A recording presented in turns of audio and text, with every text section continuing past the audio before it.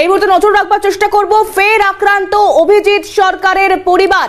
Vote পরবর্তী হিংসা, সেই ভোট পরবর্তী হিংসার শিকার অভিজিৎ সরকার এবং তারপর থেকে তার পরিবারকে নানান ভাবে আক্রান্ত হতে হয়েছে। অভিজিতের মা এবং দাদাকে হুমকির অভিযোগ। এবার ভোট পরবর্তী হিংসার বলি এই অভিজিৎ সরকার, যার পরিবারকে প্রতি ক্ষেত্রে হুমকির মধ্যে পড়তে হয়েছে। বারংবার আদালতের দ্বারস্থ হয়েছেন তার দাদা বিশ্বজিৎ সরকার। আবারও এই অভিজিৎ সরকারের পরিবার, তাদেরকে আক্রান্ত হতে হলো। তার মা এবং দাদাকে হুমকির অভিযোগ। এই মুহূর্তে সেই খবরের দিকেই আমরা নজর রাখবার চেষ্টা করেছি।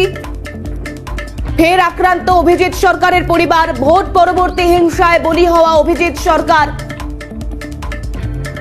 তার পরিবার আবারও আক্রান্ত। মা ও দাদাকে হুমকি দেওয়ার অভিযোগ। এবার হাইকোর্টে মামলা দায়ের বিশ্বজিৎ সরকারের। এর আগে নানান সময় বিশ্বজিৎ সরকার তিনি নিজে অভিযোগ করেছেন নানান ভাবে হুমকি দেওয়া। অভিরূপা হাজরা আমাদের প্রতিনিধি রয়েছেন টেলিফোন লাইনে। অভিরূপা, কি জানা যাচ্ছে এই মুহূর্তে, কারণ ফের অভিজিৎ সরকারের পরিবার আক্রান্তের সম্মুখীন?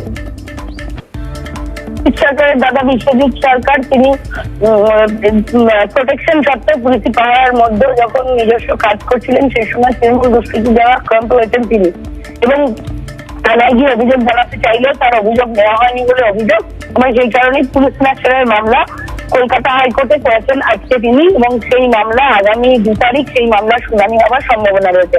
পাশাপাশি আদালত বদল, যেহেতু শিয়ালদা আদালতে তাদের মামলাটি চলছে এবং শিয়ালদা আদালতে যাওয়াকালীনই বহুবার তৃণমূল দুষ্কৃতীদের হাতে অত্যাচারিত হচ্ছেন এবং ভয় সংশয়, সেই কারণে আদালত বদল করতে চাইছেন তিনি। ব্যাংশাল আদালতে, শিয়ালদা আদালতের জায়গায় ব্যাংশাল আদালতে পুরো মামলাটি সরিয়ে আনার আবেদন করা হয়েছে আলাদাভাবে কলকাতা হাইকোর্টের কাছে। এবং এটাই দেখার বিষয় যে কলকাতা হাইকোর্টের কাছে এই আবেদন দুটি ভিন্ন ভিন্ন আবেদন, সেই দুটি আবেদনের ক্ষেত্রে কলকাতা হাইকোর্ট কি নির্দেশ দেয় সেটাই এখন দেখার বিষয়। বেশ, ধন্যবাদ অভিরূপা হাজরা আমাদের প্রতিনিধি ছিলেন আমাদের সঙ্গে টেলিফোন লাইনে।